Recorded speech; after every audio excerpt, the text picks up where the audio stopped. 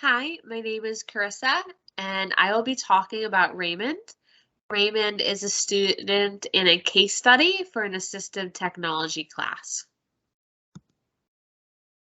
Raymond has a learning disability. Specifically, he has a communication disorder that impacts multiple elements of communication. He is a ninth grade student in Mrs. Millark's civics class. Raymond has some struggles, many which deal with communication. He struggles with reading and writing, and this mainly stems from his weak vocabulary. He struggles to comprehend what he reads and write at a ninth grade level.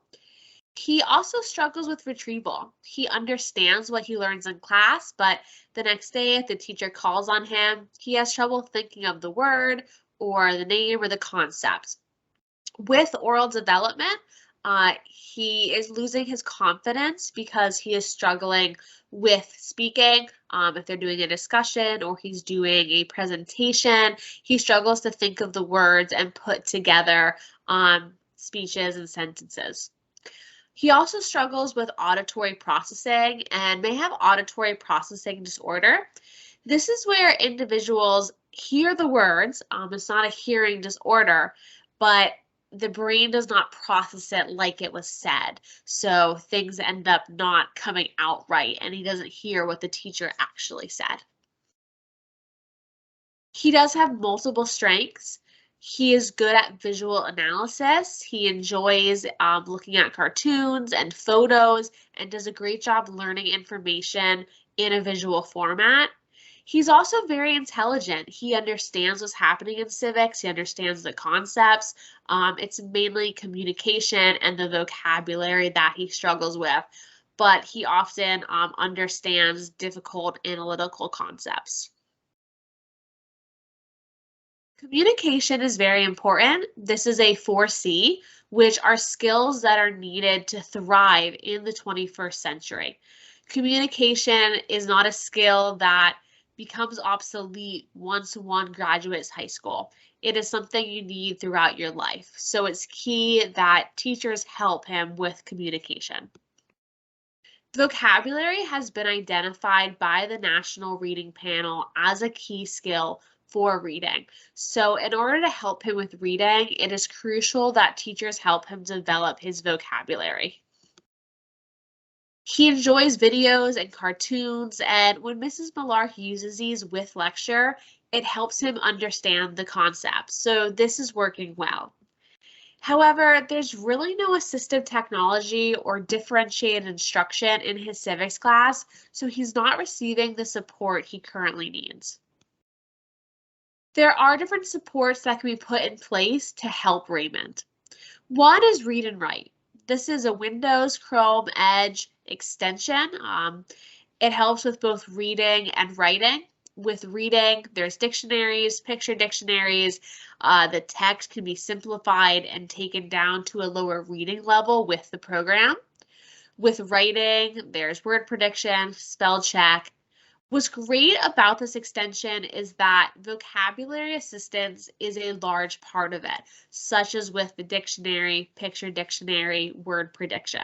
So in an area he's currently struggling, he can receive a lot of support. In addition, this is 2-in-1. It's both reading and writing, so he's receiving help in two areas that he currently needs it. For retrieval, the teacher can use practice games and quizzes like Kahoot or Pull Everywhere.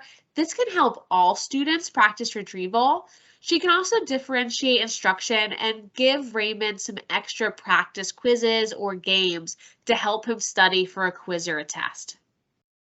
For vocabulary, once again, the read and the write, that would help him.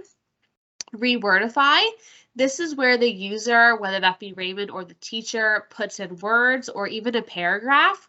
The program then will define the words or put an easier word, and then the user can make games. So there's closed activities, quizzes, and with the click of a button, the user can have these generated for them. This would be a great way for him to practice the vocabulary words that they're currently learning in the class, as seen in the picture, and then practice retrieval through practice quizzes. For oral development, Flip, previously known as Flipgrid, could help practice speaking.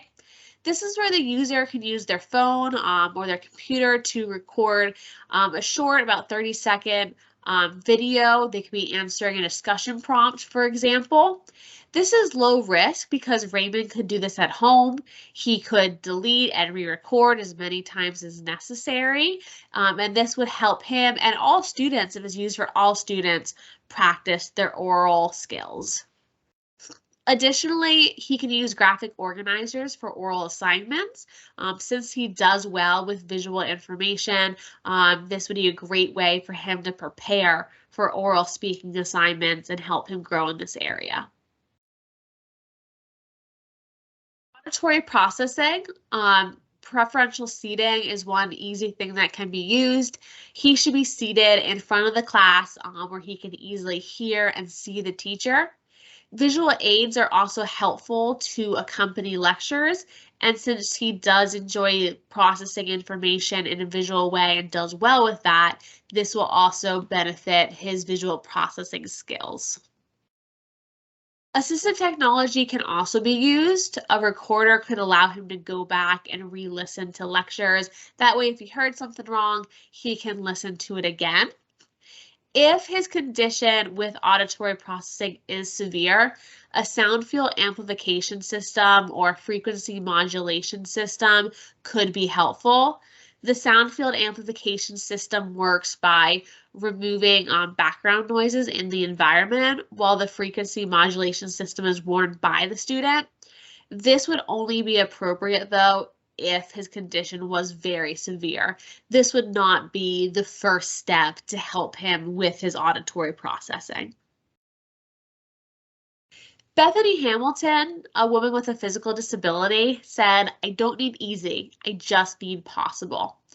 The goal should not be to remove all reading, writing, listening, and speaking from the class for Raymond. He just needs the support to be able to thrive at these things. If assistive technology and differentiated instruction can be carefully implemented, Raymond can do very well in this class and beyond. Here are the references used.